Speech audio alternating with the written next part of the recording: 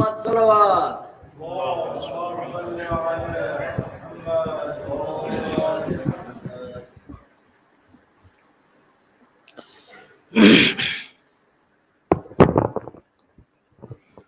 اعوذ باللہ من الشیطان الرجیم بسم اللہ الرحمن الرحیم الحمد للہ رب العالمین الصلاة والسلام علی اشرف الانبیاء والمرسلین سیدنا و نبینا و شفیع ذنوبنا بالقاسم محمد اللہم صلی علی محمد وعلى آلہ الطیبین الطاہرین المعصومین المظلومین المنتخبین المنتجبین ولعنت اللہ علی اعدائہم اجمعین اما بعد فقد قال رسول اللہ صلی اللہ علیہ وآلہ وسلم ثلاثۃ من الذنوب يعجل عقوبتها ولا يؤخر الى آخرتها. صلوات پڑھ دے محمد و آل محمد پر صلی علی محمد و آل محمد. شب شہادت امام ہادی امام علی النقی علیہ الصلوۃ والسلام.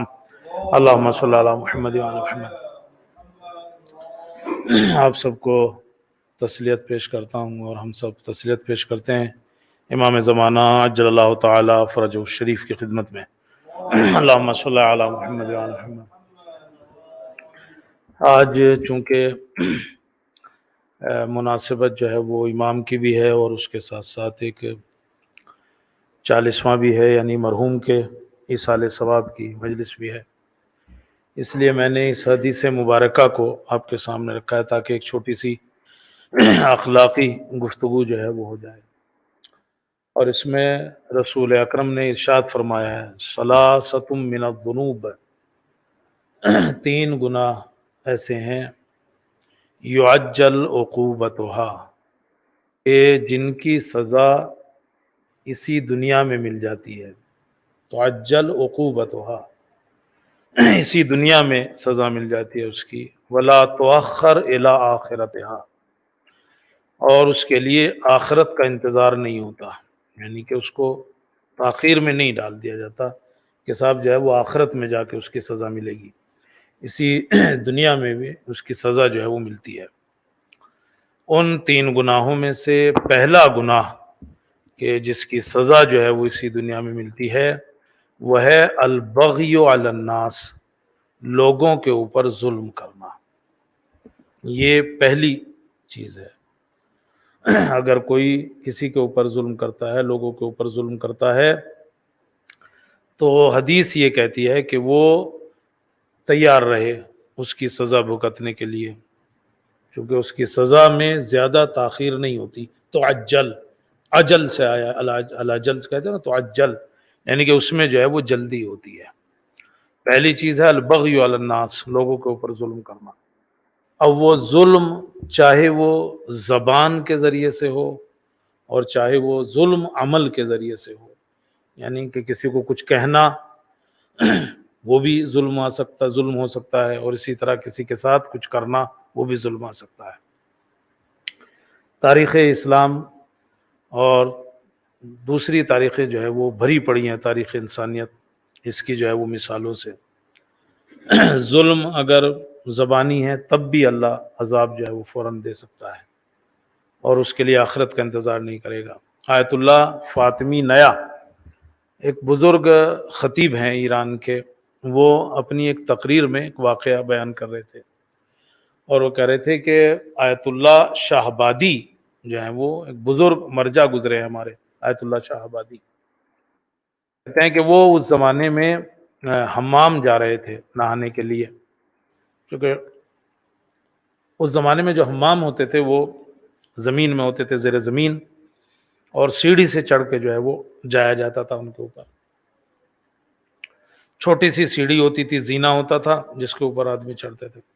اب چونکہ وہ بزرگ آدمی تھے، بڑے بوڑھے ہو گئے تھے، تو وہ آہستہ آہستہ جا رہے تھے اس میں، اور نیچے ایک فوجی جنرل جو ہے وہ کھڑا ہوا تھا، وہ آنے کا انتظار کر رہا تھا کہ کسی طرح اوپر آئے. تو جب دیر ہوئی تو اسے برا لگا، اور اس نے جو ہے انہیں برا بھلا کہنا شروع کیا، یعنی زبانی ظلم گویا. تمہیں دکھائی نہیں دیتا، ہم انتظار کر رہے ہیں، اتنی دیر ہو گئی ہے، جلدی کیوں نہیں کرتے ہو؟ اب وہ اس نے برا بھلا کہنا جو ہے وہ شروع کر دیا، لیکن انہوں نے کوئی جواب نہیں دیا، اور وہ ایسے ہی جو ہے وہ چلے گئے۔ اب یہ جو اوپر چڑھا اور پھر اس کے بعد اتر رہا تھا، تو کہتے ہیں کہ اس کا پاؤں پھسلا، گرا اور مر گیا۔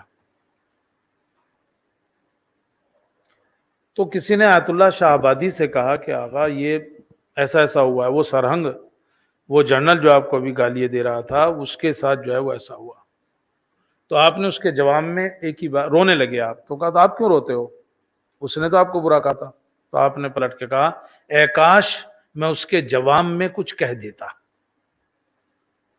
تو شاید معاملہ برابر ہو جاتا اللہ کے نزدیک، کہ اس نے کہا میں نے بھی کچھ کہا، لیکن چونکہ میں نے کچھ نہیں کہا تو اللہ نے اس کو اس کی سزا جو ہے وہ فوری طور پر جو ہے وہ دے دی۔ تو ایک چیز جو اللہ جس کی سزا دنیا ہی میں دیتا ہے اور تعجل جلدی دے دیتا ہے، اس میں سے ایک ہے البغی علی الناس۔ اب وہ چاہے بغی علی الناس جو ہے وہ یعنی کہ زبانی ہو، لوگوں کے اوپر ظلم کرنا زبانی ہو، اور چاہے وہ ظلم کرنا جو ہے وہ عمل میں ہو، آدمی جو ہے وہ عملی طور پر کسی کو ستا رہا ہے، کسی کے اوپر جو ہے وہ ظلم کر رہا ہے۔ لیکن اگر ظلم کر رہا ہے تو اسے یہ مان کے چلنا پڑے گا کہ اس کو اسی دنیا میں جو ہے وہ اس کو جو ہے وہ دیکھنا پڑے گا ان تمام جو ہے وہ چیزوں کو۔ عملی ظلم، جیسے ایک بادشاہ جب مرا تو اس کا بیٹا اس کی جگہ پہ بیٹھا، اور وہ نیک تھا، بیٹا جو ہے اس کا وہ نیک تھا۔ اس نے درباریوں کو اور وزیروں کو بلا کے کہا کہ دیکھو بھائی، لوگوں کے ساتھ اچھا برتاؤ کرنا، رعیت کے ساتھ ان کا ہاتھ پکڑ کے چلنا، ان پر ظلم نہ کرنا، اور اگر تم نے ایسا کیا تو تمہیں اس کی سزا ملے گی۔ اچھا، ایسی باتوں کا اثر کچھ دنوں ہوتا ہے بس لوگوں کے اوپر کہ ہاں بھائی، ویسے ہی ہوا تھا کہ بھائی چلو شروع میں آیا ہے، نیا نیا جوش ہے سوڈے کا، اور جب کھلتا ہے نا سوڈا، وہ نیا نیا جوش ہوتا ہے اس میں، اس کے بعد وہ وہیں ٹھنڈا ہو کے ہو جاتا ہے۔ تو وزیر اور درباریوں نے شروع میں تو کہا سوچا چلو، پھر وہیں آ گئے۔ کتے کی دم جو ہے وہ ٹیڑھی کی ٹیڑھی رہتی ہے، کتنا ہی سال جو ہے وہ اس کو جو ہے وہ آپ دبا لو۔ اور اب انہوں نے وہی کام کرنا شروع کر دیا۔ اس کا ایک پاورفل وزیر تھا، اس کو آذربائیجان کا گورنر بنا کے بھیجا اس نے۔ اب وہاں گیا، وہ اس کو کوئی جگہ پسند آ گئی اچھی سی، اس نے کہا میرے عیش و نوش کا انتظام کیا جائے، یہاں پہ سامبھا بنایا جائے بڑھیا سا رہنے کے لیے میرے، تاکہ میں راتوں کو یہاں مٹر گشتی جو ہے وہ کر سکوں۔ اس نے اپنا بنوانے کہا، وہ زمین جو ہے وہ لے لی گئی۔ اس کے بغل میں کوئی بڑھیا کی زمین تھی، کسی ضعیفہ کی، اس پہ بھی دباؤ بنایا گیا کہ زمین دے دو۔ اس نے کہا کہ نہیں، میں نہیں دوں گی، میرا تو خرچہ ہی سے چلتا ہے، میں تو جو اس سے آتا ہے اسی سے اپنا گھر چلاتی ہوں پورے سال۔ تو اس نے کہا کہ ایسا کرو ہمیں سے بیچ دو۔ میں نے کہا ہم بیچوں گے بھی نہیں، چونکہ یہ میرے آبا و اجداد کی زمین ہے، یہ مجھے جو ہے وہ یادگار میں جو ہے ملی ہے۔ مگر اب جب ظالم ظلم کرنے پہ آتا ہے نا، تو پھر یہ سب چیزیں اس کی سمجھ میں کہاں آتی ہے۔ اس نے کہا نہیں مان رہی ہے تو لے لو نا، ایسے ہی ختم کرو بات، چھین لیا اپنی زمین میں ملا لی۔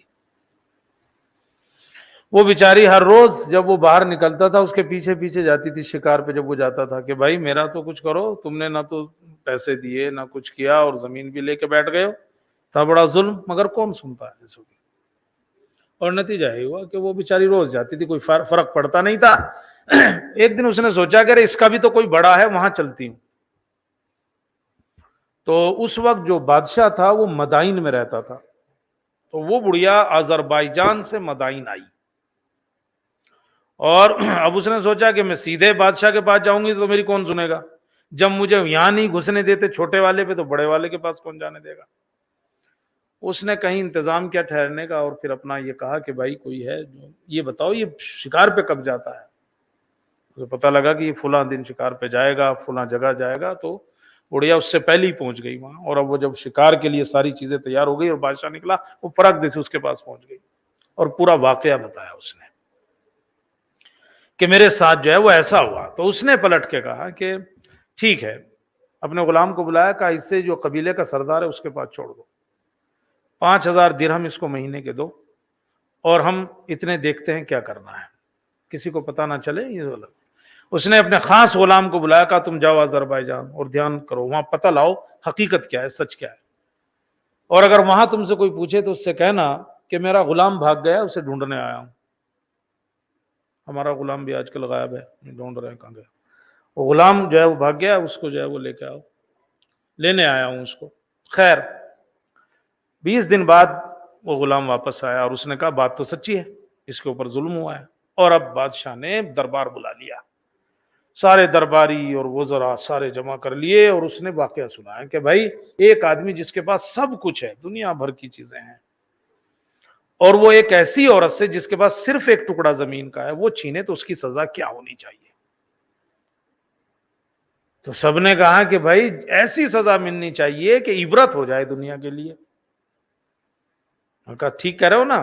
کہا ہاں۔ کہا ایسا ہے کون مگر؟ کہا فلاں ہمارا گورنر، اور اس نے ایسا ایسا کیا ہے۔ اس کو بھی بلایا، پھر بڑھیا کو بھی بلایا، اور اب سزا اس کو دی گئی۔ دیکھیے ظالم کتنا بھی طاقتور کیوں نہ ہو، اللہ کہتا ہے، رسول اکرم ارشاد فرماتے ہیں کہ سزا ملے گی اسی دنیا میں اس کو۔ اور کیا ہوا پھر کہ اس نے حکم دیا کہ اس کو گوشت نکال کے اس کو تو جلا دیا جائے، اور کھال میں گھاس بھر دیا جائے، اور صاحب اس کو جو ہے وہ لٹکا دیا جائے دروازے کے اوپر، اس کو دروازے کے اوپر لٹکا دیا جائے، کھال کو اس میں بھر کے گھاس اور بھس بھر کے دروازے کے اوپر لٹکا دیا جائے شہر کے، اور ہر آنے جانے والے سے کہا جائے کہ اگر کوئی ظلم کرتا ہے تو اس کی سزا یہ ہے ہماری مملکت کے اندر۔ تو رسول اکرم ارشاد فرماتے ہیں تو عجل عقوبتها، دنیا میں سزا ملے گی، البغی علی الناس، اگر لوگوں پر کوئی ظلم کرتا ہے، ظلم چاہے زبانی ہو اور ظلم چاہے عملی ہو، یہی ملے گی۔ لہذا ہمیں کسی کے اوپر بھی زبانی یا عملی ظلم کرنے سے پہلے، میں نے زبانی جان بوجھ کے مثال دی ہے، ہم لوگ اس کو ظلم سمجھتے ہی نہیں ہے، وہ ظلم میں بھی آتا ہے، آدمی کسی کو جو ہے وہ زبان سے اذیت دے رہا ہے وہ بھی ظلم میں آتا ہے، اس کو یہی ملتی ہے سزا۔ کیسے کیسے تاریخ میں جو ہے واقعات گزرے ہیں۔ حجاج جو ہے وہ حجاج بن یوسف ثقفی، کون نہیں جانتا، کتنا بڑا جو ہے وہ ظالم تھا۔ عبد الملک نے اسے عراق کا گورنر بنایا تھا، عبد الملک بن مروان، اس نے گورنر بنایا تھا اس کو عراق کا، اور اس کی جو خوبی اور خصوصیت تھی وہ یہی تھا کہ وہ شیعان علی پر خاص طور سے ظلم کرتا تھا، کتنے محبان علی کو اس نے جو ہے وہ قتل کیا ہے، ظالم ترین بادشاہ جو ہے وہ گزرا۔ شعبی بن عبد العزیز جو ہے وہ یہ کہتا ہے اگر امتوں کے درمیان میں کمپٹیشن رکھا جائے، مسابقہ رکھا جائے کہ ہر امت جو ہے اپنی امت میں سے ظالم ترین آدمی کو لے کے آئے، یعنی ہر امت اپنا ظالم ترین آدمی لے کے آئے، اور کہا ہم اپنا ظالم ترین آدمی اگر لے کے جائیں حجاج بن یوسف ثقفی تو وہ جیت جائے گا، یعنی انعام اسے ملے گا، کمپٹیشن میں وہ جیت جائے گا ظلم کے لحاظ سے۔ اتنا بڑا جو ہے وہ ظالم گزرا ہے یہ، مگر وہی کہ ہم نے کہا نا کہ تعجل عقوبتها، اس کی سزا جو ہے وہ یہی ملتی ہے ظالم کو۔ اور کیا ہوا آخر میں اس کے مرتبہ؟ یہ پرخوری میں مبتلا ہو گیا، یعنی کتنا بھی کھاتا تھا وہ پورا ہی نہیں ہوتا تھا اس کو۔ معاویہ والی لگ گئی بیماری اس کو، معاویہ کو بھی یہی بیماری لگ گئی تھی، وہ تو رسول اکرم نے بد دعا دی تھی اس کو کہ صاحب جو ہے وہ کتنا بھی کھا لے تیرا، یعنی کھا کے ڈکار نہیں آئے گی تجھے، کتنا بھی کھا لے نا وہی پیٹ جو ہے بھرے گا نہیں تیرا۔ تو اسے بھی وہ پرخوری میں مبتلا ہو گیا، کتنا بھی کھاتا تھا وہ پورا ہی نہیں ہوتا تھا۔ اس نے ایک طبیب بلایا، حکیم، اس کے حکم پہ بلایا گیا ایک طبیب کو۔ اس طبیب نے کہا کہ یار کیسے بتاؤ، اس کا گوشت کا ایک ٹکڑا لیا، اس میں دھاگا باندھا، اور اس سے کہا تو اسے نگل لے حجاج سے، اور اس نے اسے نگل لیا۔ دیکھا نا مچھلی کو جیسے پکڑتے ہو آپ، وہ کٹوا ڈالتے ہو اس کو اور وہ پکڑ گلے میں گھس جاتا ہے تو وہ آپ کے اس میں رہتے ہیں، تو کہا اس کے گوشت کا ٹکڑا ڈال کے کہا اسے نگل لو اندر، اس نے نگل لیا۔ کچھ دیر کے بعد اس نے اسے کھینچ لیا، تو اس میں چاروں طرف جو ہے وہ کیڑے یعنی ڈوڈو وہ لگے ہوئے تھے گوشت پہ۔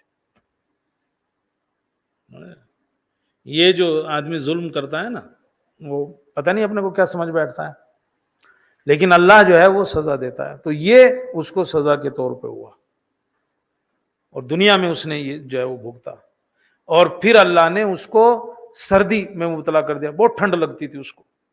کہتے ہیں کہ آگ جلائی جاتی تھی، چاروں طرف اسے بٹھایا جاتا تھا، اسے بٹھا دیا جاتا تھا، لیکن پھر بھی اس کو جو ٹھنڈ تھی وہ کم نہیں ہوتی تھی، اتنی اس کو ٹھنڈ جو ہے وہ لگتی تھی۔ حسن بصری اس زمانے کا ایک بہت بڑا وہ تھا، حسن بصری زاہد گزرا ہے، حسن بصری اس زمانے کا ایک بہت بڑا۔ اس کو بلایا اس نے، تو حسن بصری نے کہا میں نے تجھ سے پہلے ہی کہا تھا ظلم نہ کر نیک لوگوں کے اوپر، لیکن تو نے کیا اور اب اس کی سزا بھگت۔ تو وہ غصہ ہو گیا اور اس نے کہا میں نے تجھے یہاں اس لیے نہیں بلایا کہ تو یہاں میں چاہوں کہ تو میرے لیے دعا کر کے اللہ مجھے اچھا کر دے، نہیں، میں نے تو اس لیے بلایا ہے کہ تو دعا کر میں جتنی جلدی ہو سکے اس دنیا سے چلا جاؤں، چونکہ اب مجھ سے یہ عذاب برداشت نہیں ہوتا، سمجھ رہے ہیں؟ اب مجھ سے یہ عذاب برداشت نہیں ہوتا۔ تو یہ جو ہے البغی علی الناس، بغی علی الناس، لوگوں کے اوپر ظلم کرنا، تو عجل عقوبتھا، اس کی سزا جو ہے وہ جلدی ملتی ہے، لا تؤخر الی الاخرہ، آخرت تک اس کا انتظار نہیں ہوتا، اس کو یہ مل جاتی ہے سزا۔ وہ ظلم چاہے زبانی ہو، وہ ظلم چاہے عمل میں ہو، عمل میں کرو۔ کہتے ہیں کہ انو شیروان عادل، عادل کا مطلب ہی ہے عدل کرنے والا بادشاہ، انو شیروان عادل اپنے زمانے کا مشہور ہے کہ اس کا عدل مشہور ہے۔ تو ملتا ہے کہ اس سے کسی نے پوچھا کہ تم نے عدل کہاں سے سیکھا، تم نے عدل کہاں سے سیکھا؟ تو اس نے ایک جملہ کہا کہ ایک بار جنگل سے گزر رہا تھا، ایک پیدل آدمی اپنے ہاتھ میں وہ لیے ہوئے تھا چھڑی، اس نے کتے کی ٹانگ پہ ماری اور وہ ٹوٹ گئی، ایک کتے کو مارا اور وہ ٹوٹ گئی اس کی ٹانگ۔ کہ میں نے دیکھا کچھ دیر بعد میں نے دیکھا وہیں سے ایک آدمی گھوڑے پہ سوار گزر رہا تھا، جس نے کتے کا وہ ماری تھی نا، جب وہ گھوڑا اس کے بغل میں کو آیا تو اس گھوڑے نے اس کو لات ماری تو اس کی ٹانگ ٹوٹ گئی۔ جس نے کتے کو چھڑی ماری تھی، گھوڑے نے اس کو لات ماری، اس کی ٹانگ ٹوٹ گئی۔ اور کہا میں نے آگے چل کے دیکھا کہ گھوڑے کی ٹانگ جو ہے وہ ایک سوراخ میں پھنس گئی زمین میں، وہ ٹوٹ گئی۔ کہا میں نے سوچا کہ ظلم کا انجام یہی ہوگا، تو آدمی ظلم کیوں کرے؟ اس لیے جو ہے اسے عدل جو ہے وہ کرنا چاہیے۔ تو عجل عقوبتھا، 3 گناہ ایسے ہیں جن کی سزا اسی دنیا میں ملتی ہے آدمی کو۔ ان میں سے پہلا ہے البغی علی الناس، لوگوں کے اوپر ظلم کرنا۔ وہ ظلم چاہے زبانی ہو، زبان کے ذریعے سے آدمی کرے، وہ ظلم چاہے عمل کے ذریعے سے ہو، وہ اس کی سزا ضرور دیکھتا ہے، وہی سے جاتا ہے۔ اچھا دوسری چیز، بہت لمبی بات نہیں ہے، دوسری چیز کفر الاحسان، ناشکری کرنا۔ اگر آدمی ناشکری کرتا ہے نا تو اس کو بھی سزا یہی ملتی ہے اسی دنیا میں۔ تو عجل عقوبتھا ولا تؤخر الی الاخرہ، ناشکری اگر کرتا ہے۔ اور آپ تو جانتے ہیں قرآن بھی کہتا ہے اکثر لوگ ناشکرے ہیں، یہ قرآن میں ہے، اکثر لوگ جو ہے وہ ناشکراپن کرتے ہیں۔ قرآن مجید میں کتنی ایسی قوموں کا ذکر ہے کہ اللہ نے سب کچھ دیا لیکن ناشکری کی، اور ناشکری کی تو عذاب ملا۔ ابھی ہم نے پڑھا ہے کچھ دنوں پہلے نا، قوم سبا، جو لوگ تفسیر میں ہوتے ہیں وہ جانتے ہیں، قوم سبا ابھی پڑھا ہے، اس میں اس سے پچھلے والا سورہ جو تھا سبا تھا، اس کے بعد فاطر ہے، یہ اب فاطر چل رہا ہے۔ تو وہ جو سورہ سبا، اس میں کیا پڑھا تھا کہ اللہ نے ہر چیز دی تھی ان کو، یعنی کہ ان کے جو گاؤں تھے وہ ملے ہوئے تھے، امن تھا، سلامتی تھی، ہر طرح کا پھل تھا، درختوں کے اوپر لوگ ایسے ہی پیدل آتے جاتے تھے، مگر انہوں نے ناشکری کی، اور نتیجہ کیا ہوا؟ وہ جو باندھ بنایا تھا انہوں نے پانی کا، جس کے ذریعے سے وہ سارے فائدے اٹھاتے تھے، انہیں چوہوں نے جو ہے وہ قطر دیا اس باندھ کو۔ یہ قرآن ہے، یہ تو میرے چونکہ ابھی پڑھا ہے ہم نے، یاد ہے میرے، وہ چوہوں نے قطر دیا اس کو، اور وہ باندھ ٹوٹ گیا، اور وہی پانی جو ہے وہ ان کے لیے سیلاب بن گیا، اور وہ عذاب کی صورت میں آ گیا۔ تو دوسری چیز جو ہے وہ ناشکری ہے۔ اگر آدمی ناشکرا ہے نا تو عذاب کے لیے تیار رہے، اسی دنیا میں اس کو اس کی سزا جو ہے وہ ملے گی ناشکرے کی۔ اللہ کتنی نعمتیں دیتا ہے انسان کو، لیکن انسان کتنا ناشکرا ہو جاتا ہے۔ رسول اکرم کے پاس ملک الموت آئے، اچھا ہم تو ذکر کرنے سے ڈر جاتے ہیں، ان کے پاس تو خیر آتے تھے، ان کا تو اپنا اپنا ہوتا۔ ہم تو ابھی 2-3 بار میں ملک الموت کا نام لے لوں، آدھی روح تو ویسے ہی نکل جاتی ہے، اور خود مجھے ڈر رہتا ہے کہ کہیں سن ان لنے اور کہیں جو ہے وہ چکر نہ چلا دیں ادھر کا کہ بھائی جائے، مگر ان کے پاس تو آتے تھے، نبیوں کے پاس آتے تھے۔ ایک دن رسول اکرم نے پوچھ لیا، اتنی روحیں قبض کرتی ہیں کی ہے تم نے، اتنا بڑا کاروبار ہے تمہارا، اتنا سب پورا آدم کے زمانے سے کام کرتے چلے آ رہے ہو، ہزاروں کی روح تم نے قبض کی ہے، کبھی افسوس ہوا ہے کسی کے اوپر؟ کہاں 2 جگہ ہوا ہے،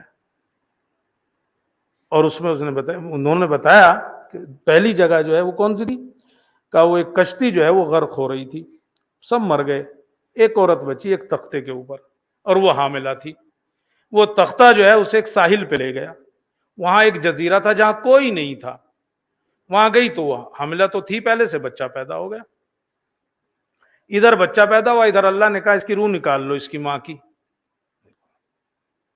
سخت کام ہے، اتنا آسان نہیں ہے، ملک الموت کا کام بہت سخت کام ہے، انجیکشن لگانے میں پریشانی ہو جاتی ہے تو جائے گے تو روح نکالنا ہے، کہتے وہاں کوئی نہیں ہے اس جزیرے میں، اور اس بچے کے بچہ پیدا ہوا اور کہا ماں کی روح نکال لو، کہا لیکن کیا کرتا، حکم خدا ہے، کام ہی یہی ہے، تنخواہ نہیں ملے گی، تو وہ صاحب وہ نکال لیا، اس کو روح نکال لی، اور کہا دوسری مرتبہ یہ جو شداد نے جنت بنوائی تھی نا اپنے لیے، باغ بنوایا تھا بڑا، وہ دنیا بھر کا خرچ کیا، دنیا بھر کا پیسہ لگایا، مزدور لگائے دن بھر ظلم کیا، اور جب بالکل تیار ہو گئی اور کہا دیکھنے جاتا ہوں، اور اب گھوڑے سے نیچے اتر رہا تھا، ایک پاؤں رکام میں تھا، ایک پاؤں زمین پہ رکھ رہا تھا، حکم آیا اس کی روح نکال لے۔ اور مجھے بڑا افسوس ہوا کہ یار اتنا کام کر کرا کے اور ابھی یہ دیکھ بھی نہیں سکتا، اور میں نے اس کی روح نکال لی۔ یہ 2 جگہ مجھے افسوس ہوا ہے۔ اتنے میں جبرائیل امین نازل ہوئے اور کہا اللہ سلام کہتا ہے آپ کو یا رسول اللہ، اور کہتا ہے کہ وہ بچہ جو وہاں تھا اس کو ہم نے اتنی نعمتیں دی، بغیر ماں کے اس کے پرورش کی، اتنی نعمتیں کی، بادشاہ بنا دیا ہم نے اس کو، لیکن وہ ہماری مخالفت میں آ گیا۔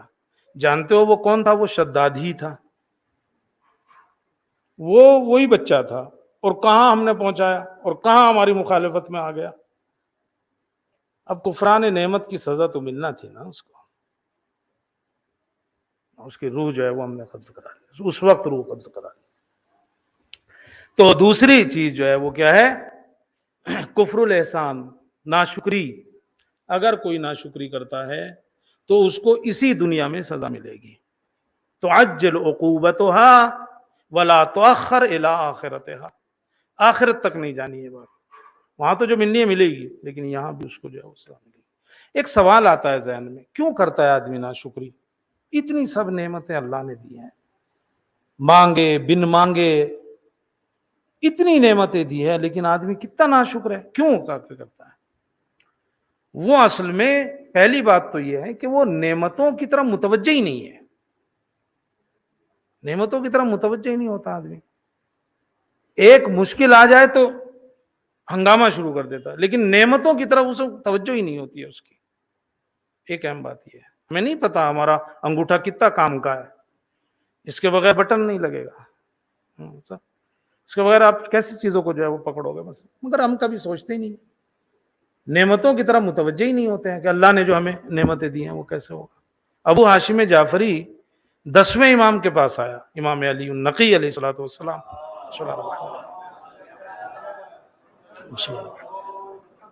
بہت غریبی کے حالات میں تھے، چونکہ آج 10ویں امام کی شہادت بھی ہے، تو بہت غریبی کی حالت میں تھا ابو ہاشم جعفری، بس آیا برے حالت میں، اور آ کے جو ہے وہ بیٹھا ہی تھا، کہتے ہیں امام نے مجھ سے کہا، دیکھیے اب امام جانتے ہیں کہ یہ کیا کہنے والا ہے، کہ کوئی شکایت کرے گا مثلا، تو امام نے اس سے پہلے ہی کہنا شروع کیا، ابو ہاشم جعفری اللہ کی کس کس نعمت کا شکر ادا کرو گے؟ اس ایمان کا جو اس نے تجھے دیا ہے تاکہ تم اس کے ذریعے سے اس کی اطاعت کر سکو، اس قناعت کا شکریہ ادا کر سکتے ہو کہ جس کی وجہ سے تم دنیا کے زرق و برق سے جو ہے وہ دور ہو۔ یعنی امام نے کہا بھائی یہ جو تم لے کے آئے ہو نا شکایت گویا، اس سے پہلے ہی امام نے شروع کر دیا، ان کی نعمتوں کا تو شکر ادا کر لو جو تمہیں ملی ہے، ایک چیز ہو گئی تو تم جاؤ۔ اور پھر آپ نے کہا کہ ٹھہرو، میں نے اپنے خادم سے کہہ دیا ہے، وہ کچھ پیسے تمہیں دے گا، لے کے جانا وہاں سے۔ لیکن امام متوجہ کرنا چاہ رہے تھے کہ بھائی یہ جو نعمتیں اللہ نے دی ہیں ان کو کیوں نہیں سوچتے ہو، یہ بھی تو نعمتیں ہیں۔ بس آدمی کو ایک مشکل آ جاتی ہے، اس کا رونا روتا ہے۔ اسم بن حاتم، اس کا ایک پڑوسی تھا معاذ، اس کا رشتہ دار مر گیا، اب اس نے جو صاحب رونا ڈالا ہے، ہماری لفظوں میں رونا جو ڈالا ہے، اور رونا ہی نہیں ڈالا، رونے والے بلا بھی لیے، کرائے پہ رونے والے آتے ہوں گے، پہلے آتے ہوں گے کچھ، وہ بھی جمع کر لیے، نوحہ کر بننے والے صاحب، کئی دن تک مجلس چلتی رہی، یہ والی مجلس نہیں، یعنی وہی رونے رلانے والی، صاحب وہ مر گیا اور یوں مر گیا وہ مر گیا۔ یہ بھی عاصم بن حتم اپنے زمانے کا ایک پڑھا لکھا آدمی تھا، اس نے کہا یار یہ تو بڑی مصیبت آ گئی۔ اس نے اپنے شاگرد سے کہا چلو آج ہم بھی چلتے ہیں اس کے یہاں، اس میں جہاں سارے رو رہے ہیں بیٹھ کے، ہم بھی چلتے ہیں، مگر ایک شرط ہے، تم جانا، ہم چلتے ہیں، جب میں وہاں پہنچوں تو مجھ سے ایک سوال کرنا، پہلے ہی سے کہہ دیا، ان الانسان لربہ لکنود، کہ جب میں وہاں جاؤں تو اور تم میرے ساتھ ہو تو یہ پوچھنا کہ استاد اس آیت کا کیا مطلب ہے، جب وہاں جاؤں تو یہ پوچھنا۔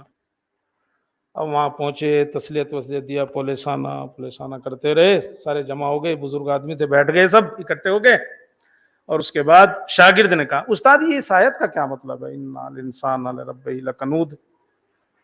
تو استاد نے کہا ارے یہ کوئی جگہ ہے پوچھنے کی، وہ خود ہی تو کہہ کے لائے تھے وہاں پوچھنا، اور خود ہی نے کہا کہ یہ کوئی جگہ ہے پوچھنے کی، ایسا ہم کوئی موقع ہوتا ہے؟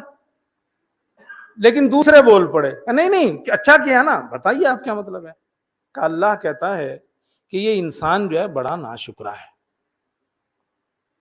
تو وہ جو لوگ، اور پھر کہا کہ اس کی مثال میرا جو پڑوسی نا معاذ، اس کی ہے، ایک رشتہ دار مرا، ہفتوں لگا دیے اس نے اس کے رونے رلانے میں، یعنی ایک مشکل کو بتانے کے لیے، ایک مصیبت کے لیے اس نے ہفتوں لگا دیے یہاں پہ۔ لیکن اللہ نے جو اسے نعمتیں دی ہیں اس کے لیے کبھی اس نے لوگوں کو بلا کے نہیں بٹھایا اور بتایا کہ مجھے اللہ نے یہ نعمت دی ہے، اللہ نے یہ نعمت دی ہے، اللہ نے یہ نعمت دی۔ اچھا میں اس کی بات کر رہا ہوں نا اپنی، یہ تو اپنے پہ فٹ کر دیے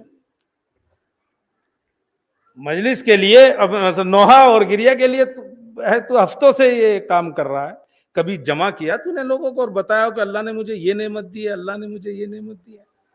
اور نہیں کرتا نا آدمی۔ تو دوسری چیز جو ہے وہ کفر الاحسان ہے، آدمی جو ہے وہ کفر کرتا ہے، اور چونکہ نعمتوں کا جو ہے وہ ناشکری کرتا ہے، اور نعمتوں کی ناشکری اگر کرتا ہے اس کو سزا ملتی ہے۔ اس کی ایک اہم ترین وجہ نعمتوں کی ناشکری کی کہ وہ نعمتوں کی طرف جو ہے وہ متوجہ نہیں ہوتا ہے کہ صاحب جو ہے وہ، اور ہماری فکر تھوڑی چینج ہو گئی ہے، ہماری فکر بھی بدل گئی ہے، ہم جو اللہ نے ہمیں دیا ہے صرف اسی کو مانتے ہیں، اور وہ جو اگر دے کے کبھی کچھ لے لیتا ہے تو ہم وہ کرتے ہیں۔ لیکن اگر ہم ایک قدم آگے بڑھ جائیں نا، وہ بھی نعمت ہے اللہ کی، بعض موقع پہ وہ بھی نعمت ہوتی ہے، چونکہ وہ اس کا کوئی کام حکمت کے بغیر نہیں ہوتا، اگر دے کے کچھ لے لیتا ہے وہ بھی تو ایک اپنی جگہ ہوا ہے۔ اور جس دن یہ سوچ پیدا ہو جائے گی اس دن شکر کا وہ درجہ اور مرتبہ بھی بڑھ جائے گا، اور آدمی اللہ سے بھی نزدیک ہو جائے گا۔ جس دن یہ والی نوبت آ جائے کہ مشکلات اور مصیبتوں کو بھی شکر کرنے لگے نا، اگر اس طرح سے سوچنے لگے گا تو جناب عیسیٰ نے کہا تھا نا اللہ سے اپنا محبوب بند دکھا دے، کہ جاؤ فلاں جگہ نہر کے پاس، گئے تو دیکھا ایک عورت ہے، اندھی ہے، نہ ہاتھ کام کرتا ہے نہ پاؤں کام کرتا ہے، بالکل بیکار ہے، اور کر رہی ہے الحمدللہ شکرا للہ الحمدللہ شکرا للہ۔ عیسیٰ جیسا نبی سوچنے لگا یہ کہیں کے اوپر شکر کر رہی ہے، نہ آنکھیں ہیں نہ ہاتھ ہے نہ پاؤں۔ گئے پاس میں اور جا کے کہا السلام علیکہ یا امۃ اللہ، اے اللہ کی کنیز تم پر سلام ہو۔ اس نے پلٹ کے کہا السلام علیکہ یا عیسیٰ روح اللہ، تمہیں کیسے پتا میں عیسیٰ ہوں؟ تمہیں کیسے پتا میں عیسیٰ ہوں؟ کہا بھائی جس نے تمہیں یہاں بھیجا ہے اس نے مجھے بتایا ہے کہ عیسیٰ آ رہے ہیں، جس نے تمہیں بھیجا ہے اس نے مجھے بتایا کہ یہاں آنے والا کون ہے۔ اور پھر سوال کر لیا اس سے کتنا شکر ادا کرتی ہے، کیوں کرتی ہے، تیرے پاس کیا ہے؟ کہا میرے پاس کیا نہیں ہے، سب کچھ تو ہے جو اللہ نے مجھے دیا ہے۔ ایک جگہ تو ایک جملہ میں نے بڑا پیارا پڑھا اس واقعے میں، اور وہ جملہ یہ تھا کہ اس نے کہا کہ اللہ نے یہ مجھ سے چیزیں لی ہے نا، واپس کی نا، تو لیتے وقت ایک نگاہ تو میرے اوپر کی ہوگی نا۔ اگر یہ چیزیں مجھ سے لی ہیں تو جب وہ لے رہا تھا تو ایک نگاہ تو میرے اوپر کی ہوگی نا، تو اس سے بڑھ کے کیا ہے کہ اللہ نے کم سے کم ایک مرتبہ میرے اوپر نگاہ تو کی۔ آدمی اگر اس طرح سوچنے لگے کہ اگر ایک نگاہ بھی اللہ کر رہا ہے تو اس سے بڑی نعمت کیا ہے، تو وہ جو گئی ہیں، وہ جو چیزیں، وہ جو نقصان ہوا ہے نا، وہ ہماری نظروں میں پھر اس کی کوئی حیثیت نہیں رہے گی۔ اور پھر دوسرے کا اللہ نے مجھے کیا نہیں دیا، دل دیا ہے شکر کرنے والا، زبان دی ہے ذکر کرنے والا، بدن دیا ہے صبر کرنے والا، اور اچھا ہوا نا مجھ سے لے لیا۔ ہاتھ نہیں ہے تو کم سے کم میں ہاتھوں کا جو گناہ ہوتا ہے وہ نہیں کر سکتی، آنکھ نہیں ہے تو میں نامحرموں کو جو ہے نہیں دیکھ سکتی، پاؤں نہیں ہے تو میں پاؤں کے والے جو گناہ ہوتے ہیں وہ نہیں کر سکتی، تو کیوں نہ میں اللہ کا شکر ادا کروں۔ تو آدمی جو ناشکرا ہوتا ہے نا، اس کی ایک وجہ یہ ہے کہ نعمتوں کے اوپر متوجہ نہیں ہوتا، اور دوسرے یہ کہ وہ جو مصیبتیں آ جاتی ہیں ان کو مصیبت سمجھتا ہے، لیکن وہ بھی اگر سوچنے لگے تو نعمت بن سکتی ہے۔ وہ ایک آدمی بیٹھا تھا نا، اوپر سے کوا گزرا، اس نے وہ بینٹ کر دی۔ ایک بغل میں بیٹھا تھا اور جیسے اس نے بینٹ کی وہ کہنے لگا شکران للہ الحمدللہ۔ اور بغل میں بیٹھا تھا، بھائی یہ بھی کوئی شکر کی بات ہے یار، تیرے سارے کپڑے خراب ہو گئے تو شکران للہ کر رہا۔ اس نے کہا شکران للہ اس لیے کر رہا ہوں کہ کوا اڑتا ہے، اگر گائے بھینس اڑتی اور وہ کر دیتی تو کیا ہوتا۔ تو سوچ اگر بدل رہی ہے وہ تب بات ہوتی ہے، سوچ بدلے۔ بس آگے آخری بات کی طرف۔ دوسری چیز جو ہے وہ کیا ہے؟ کفر الاحسان۔ پہلی چیز کیا ہے؟ البغی علی الناس، لوگوں کے اوپر ظلم کرنا، جس کی سزا یہی دنیا میں ملتی ہے۔ دوسری بات کفر الاحسان۔ تیسری چیز عقوق الوالدین، اگر ماں باپ نے عاق کر دیا ہے تو، اگر کسی کو ماں باپ نے عاق کر دیا نا، اس کی سزا بھی دنیا میں ملے گی، تعجل عقوبتها، اس کی سزا جو ہے وہ یہی دنیا میں ملے گی اس آدمی کو۔ ولا تؤخر الی الاخرہ، آخرت کا انتظار نہیں ہوگا اگر جو ہے وہ یہاں ہو گیا ہے۔ اور عاق ہونے کا کیا مطلب ہے؟ عاق ہونے کا مطلب یہ ہے کہ ماں باپ کو، چونکہ چہلم کی بھی مجلس تھی اس لیے میں تھوڑا سا ایسے میں ہی موقع مل جاتا ہے تھوڑا سا کہنے کا کچھ۔ تو عاق الوالدین، اگر مثلا عاق کا مطلب کیا ہوتا ہے؟ ماں باپ کی بے احترامی، ماں باپ کی بات نہ سننا، ماں باپ کو اذیت دینا، عقلی اور شرعی طور پر جہاں آپ کو رکاوٹ نہ ہو وہاں پہ بھی جو ہے وہ ان کی بات نہ ماننا۔ عقلی اور شرعی اس لیے کیا ہو سکتا ہے، وہ شرعی میں کہنے لگے تو نماز نہ پڑھے، یہ نہیں چل سکتا، یہاں نہیں مانی جائے گی بات۔ لیکن اگر ایسا کوئی آپ کے پاس روک ٹوک نہیں ہے سامنے، تو ان کی بات کو جو ہے وہ نہ ماننا، یہ سب عقوق الوالدین میں آتا ہے، والدین کو ناراض کرنے کے معنی میں آتا ہے، والدین کی توہین کرنے کے معنی میں آتا ہے۔ اور اگر کوئی ایسا کرتا ہے تو عجل عقوبتها، سزا ملے گی اسی دنیا میں اس کو، دیکھ کے جائے گا، بغیر دیکھے نہیں جائے گا سزا۔ رسول اکرم ایک جوان کے پاس پہنچے، اس کی روح نکل رہی تھی، یعنی حالت اعتذار میں تھا۔ آپ نے کہا کہ کہو لا الہ الا اللہ محمد رسول اللہ۔ وہ کہہ نہیں پا رہا تھا۔ آپ نے کہا بھائی کہو، وہ کہہ نہیں پا رہا تھا۔ تو رسول اکرم نے کہا اس کی ماں ہے، زندہ ہے؟ تو وہیں ایک عورت کھڑی تھی، اس نے کہا ہاں میں اس کی ماں ہوں۔ کہا تو ناراض ہے اس سے؟ کہا 6 سال سے میں نے اس سے بات نہیں کی۔ ماں نے کہا 6 سال سے میں نے اس سے بات نہیں کی۔ رسول اکرم نے کہا یہ اسی کی سزا بھگت رہا ہے، معاف کر دے اس کو۔ کہا یا رسول اللہ معاف تو نہ کرتی مگر آپ کے احترام میں معاف کر رہی ہوں۔ کہتے ہیں کہ اس نے معاف کیا۔ تو رسول اکرم نے کہا اب پڑھو، اس نے پڑھنا شروع کیا۔ پھر آپ نے کوئی دعا کی کہ یہ پڑھو، اس نے کیا دیکھ رہے ہو؟ اس نے کہا ایک کالا سیاہ اور بدبودار آدمی میری طرف تھا، آ رہا تھا میری طرف تھا، اور اب وہ مجھ سے دور ہو رہا ہے۔ آپ نے کہا اس دعا کو پھر سے پڑھو، اس نے پھر سے پڑھا۔ اب کیا دیکھ رہے ہو؟ کہا ایک خوشبودار اور خوبصورت آدمی میری طرف آ رہا ہے۔ آپ نے کہا پھر پڑھو، اس نے کہا اب وہ میرے پاس آ گیا ہے۔ آپ نے کہا بس اللہ نے تجھے جو ہے وہ معاف کر دیا ہے۔ تو یہ ایک اہم ترین چیز ہے عقوق الوالدین۔ اگر والدین کو کوئی جو ہے وہ تکلیف دیتا ہے تو عجل عقوبتها، اس کی سزا بھی اس کو ہی بھگتنی پڑے گی۔ ملے گی اس کو سزا اسی دنیا میں. آپ نے دیکھا مرتے دم پکڑ لیا, ابھی روح نہیں نکلنے والی. تو اگر لا الہ الا محمد رسول اللہ نہیں کرا تو اس کا مطلب ہے کفر پہ مر رہا ہے. سمجھو سمجھیے اس بات کو, کفر پہ مر رہا ہے گویا, اس کا مطلب تو یہ ہوا. اور چے جائے کہ پھر وہ لوگ کہ جو اس سے بھی آگے بڑھ جاتے ہیں صاحب, جو ہے وہ گالیاں دینے لگے ماں باپ کو, مار پیٹ کرنے لگے ان کے ساتھ, تو وہ کہاں پہنچیں گے؟ ان کا تو کچھ حساب ہی نہیں ہو سکتا. امیر المومنین امام حسن علیہ الصلوۃ والسلام کے ساتھ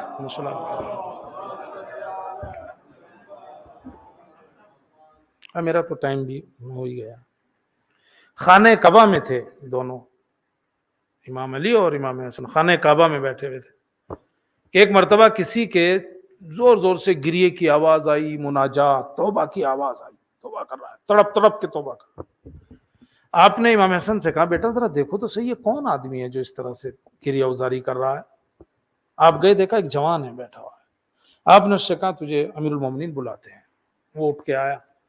آپ نے کہا کیا ہوا جو اس طرح زور زور سے گریہ کر رہا ہے, اس طرح تڑپ رہا ہے؟ تو اس نے کہا یا علی, میرا باپ نیک آدمی تھا اور میں بڑا گنہگار تھا. وہ ہر بار مجھے ٹوکتا تھا یہ نہ کر یہ نہ کر, مگر میں کہاں سنتا تھا, میں تو اپنی کرتا تھا. ایک دن میں نے اس سے کچھ پیسے مانگے, اس نے دینے سے انکار کر دیا, کہا تو سب گناہ میں اڑاتا ہے, میں نہیں دوں گا. اس کا ایک صندوق تھا, میں جا کے اس کو کھول کے پیسے نکالنے لگا, اس نے منع کیا, رکاوٹ بنا تو میں نے اس کو دھکا دے دیا اور مارا. اب جب نوبت یہاں پہنچا نا تو ایک مرتبہ کہتا ہے کہ میرے بابا نے کہا آج میں تیرے لیے بد دعا کروں گا, اب نہیں چھوڑوں گا, میں خانہ کعبہ میں جاؤں گا اور تیرے لیے بد دعا کروں گا. اور کہا میرا بابا خانہ کعبہ آیا, میں بھی ساتھ آیا, اور کہا اس نے یہاں آ کے میرے لیے بد دعا کی, اور کہا ابھی دعا ختم نہیں ہوئی تھی کہ میرا بدن جو ہے وہ شل ہو گیا, آدھا بدن بالکل کام نہیں کر رہا. کہا میں اس کے بعد بابا سے کہتا رہا مجھے معاف کر دے معاف کر دے. 3 سال گزر گئے, معاف نہیں کیا. 3 سال کے بعد اس نے کہا کہ ٹھیک ہے میں معاف کرتا ہوں. میں نے کہا وہیں چلو جہاں بد دعا کی تھی, اللہ تمہاری سن کے شاید میرے بدن کو جو کر دے. اور کہا ہم یہاں کے لیے نکلے, کہا اونٹ پہ بیٹھے ہوئے چلے آ رہے تھے کہ اوپر سے کچھ پرندے گزرے اور کسی وجہ سے وہ جو ہمارا اونٹ تھا وہ بھی دب گیا, اور میرا باپ جو ہے وہ اونٹ سے نیچے گر گیا. نیچے گرا, پتھر میں سا لگا, میں جو نیچے اتر کے دیکھا وہ مر چکا تھا. کہا میں نے وہیں دفنا دیا, یعنی آ رہا تھا میرے لیے مگر میں دفنا دیا. امام علی نے, اور پھر اس نے اپنا بدن دکھایا کہ دیکھیں میرا یہ ہاتھ کام نہیں کرتا, ہاتھ اور ایک حصہ پورا جو ہے وہ کام نہیں کرتا.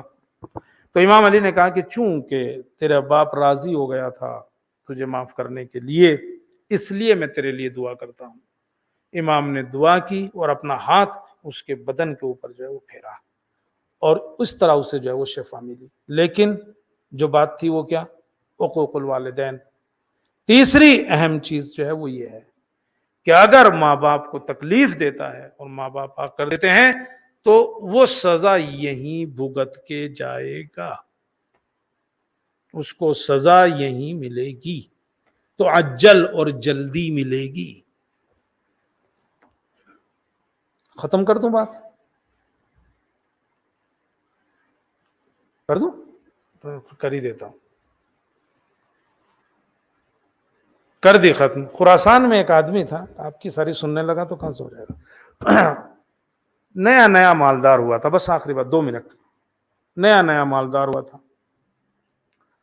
اب نئے مالدار جو ہوتے ہیں نا, ابھی نہج البلاغہ میں بھی ہم پڑھ رہے تھے, نیا مالدار جو مصیبت بن جاتا ہے, خدا آپے میں نہیں رہتا. اس دن ہم نے کہا بھی تھا وہ ایسے ہی ہوتا ہے جیسے وہ نیا نیا کوئی بیڑی سگریٹ پیتا ہے نا, آپ کو پتہ لگ جائے گا اس نے ابھی شروع کی ہے, چونکہ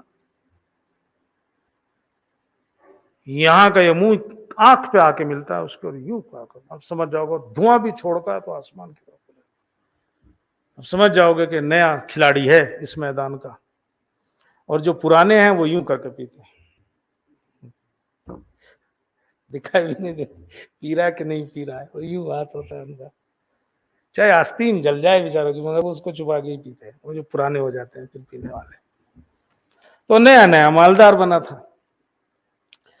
اب اس نے جو ہے اس نے یہ کام شروع کیا کہ صاحب وہ شادیاں کرتا تھا اور طلاق دے دیتا تھا, شادی کی اور کچھ دن رکھا اور طلاق دے دی. ماں بڑی ناراض ہوتی تھی اس بات سے کہ بھائی کیا طریقہ ہے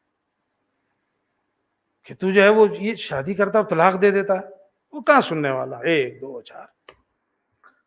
کہتا آخری مرتبہ جب میں نے شادی کی اور طلاق دی تو میری ماں غصہ ہو گئی، یہ کیا ہے تو جو کرتا ہے؟ کہا مجھے بھی غصہ آ گیا، اور کہا میں نے ماں کو جھڑک دیا، مار دیا، اور کہا میری ماں نے بد دعا کی۔ اور اب کہا وہیں سے اسی رات کو میں نے خواب میں دیکھا کہ میرے پورے بدن میں جو ہے وہ گویا جوئیں پڑ گئی، یعنی پورے بدن میں کیڑے پڑ گئے۔ صبح کو اٹھا تو میری ایک کشتی مال لے کے آ رہی تھی باہر ملک سے، ایران میں۔ صبح جو خبر ملی مجھے وہ یہ کہ وہ کشتی ڈوب گئی۔ کہا میں نے تو دنیا بھر کا مال اس میں قرضہ لے لے کے کیا تھا، کہا اس کا ڈوبنا گویا میرا ڈوبنا، ختم ہو گیا۔ ادھر جن سے لیا تھا انہیں پتا چل گیا کہ یہ تو ننگا ہو گیا، اور اب وہ بھی آنے لگے، لاؤ پیسے، جس کو جو ملا گھر میں سے لے گئے، گھر بیکار کر دیا ہوگا۔ کہا اسی وقت سے شروع ہو گئی ماں کی بد دعا۔ اور کہا صاحب حالت یہ ہو گئی کہ روٹی نہیں تھی کھانے کو۔ کہا بڑی مشکل سے قرض ورض لے کے گاڑی خریدی میں نے، گاڑی اور ڈرائیونگ کرنے لگا، ان لوگوں کو ادھر ادھر لانے لے جانے لگا۔ اور اب کہتا ہے کہ ایک دن گاڑی سڑک کے کنارے کھڑی کی تھی، کچھ لینے گیا تھا کہ پیچھے سے آ کے ٹرک نے اسے بھی ٹھوک دیا۔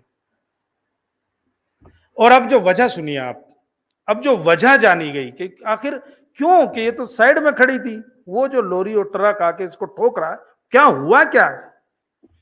تو پتہ چلا کچھ دور پہلے سے وہ جو ٹرک کا ڈرائیور تھا وہ اس کو بے ہوش ہو گیا، اس کو سخت آ گیا تھا، تو وہ اسٹیئرنگ پہ پڑا ہوا تھا۔ یوں سمجھ رہے، یہاں تک سمجھ گئے نا؟ کہا وہ اسٹیئرنگ پہ پڑا ہوا تھا، لہٰذا گاڑی سے ٹکرایا، اور کہا جب گاڑی سے ٹکرایا تو ہوش آ گیا اسے۔ کہا بس اس کی اتنی ذمہ داری تھی کہ مجھے نقصان پہنچائے اور خود کو ہوش میں آ جائے۔ یعنی یہ آخریت، یعنی بس وہ بے ہوش ہوا اسی لیے کہ صاحب اس کو جو ہے وہ نقصان پہنچا۔ کہا بس اس کی اتنی ذمہ داری تھی کہ وہ مجھے جو ہے بے ہوش کر اور ٹکر لگ کے کہا خود ہوش میں آ گیا۔ کہا یہ ماں کی بد دعا کا اثر ہے جو چلتا ہے۔ تو 3 چیزیں، تعجل عقوبتها ثلاثة من الذنوب تعجل عقوبتها، دنیائی میں سزا ملتی ہے، لا تؤخر الى الاخرہ، آخرت تک نہیں جاتی ہے بات۔ البغی علی الناس، لوگوں کے اوپر ظلم کرنا، کفر الاحسان جو ہے وہ ناشکری کرنا، عقوق الوالدین، والدین کو ناراض اور ناراحت کرنا۔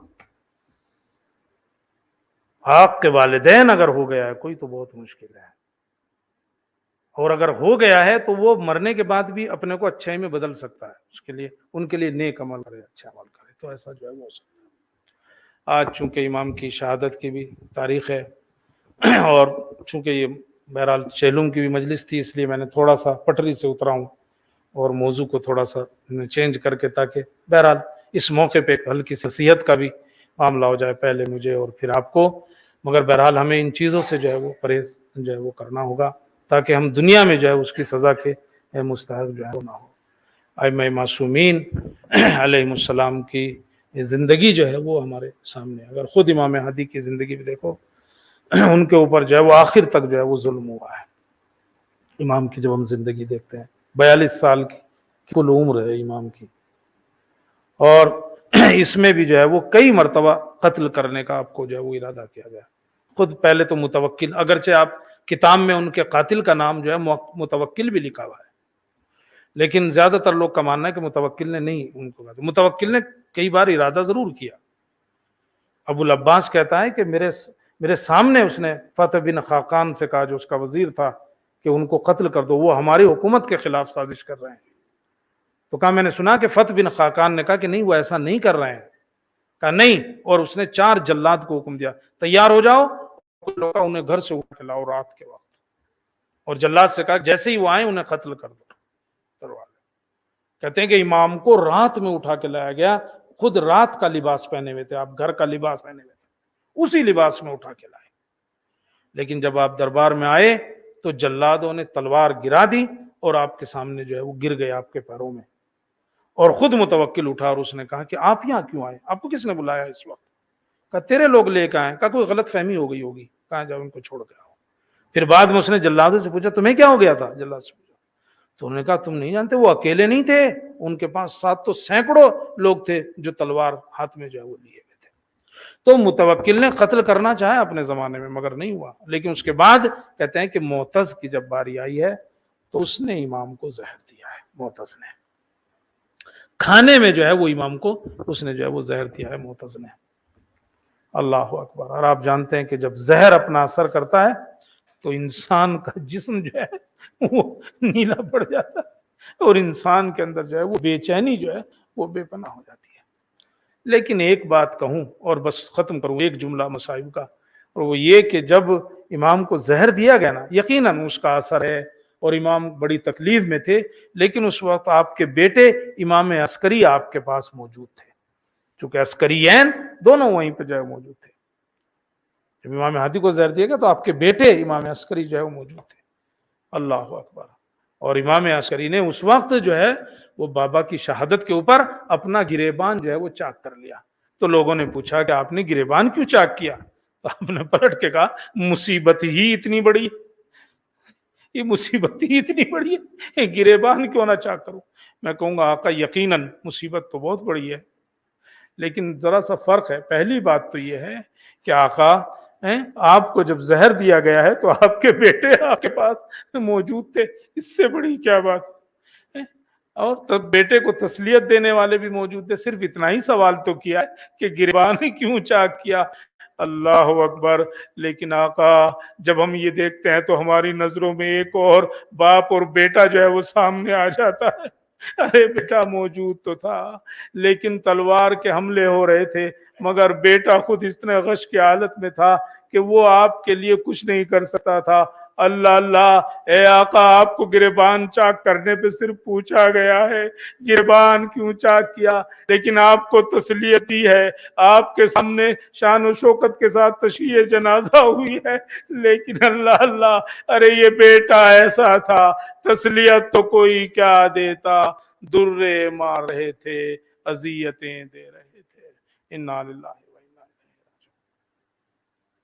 رضم بقضائہ و تسلیم ماتم حسین۔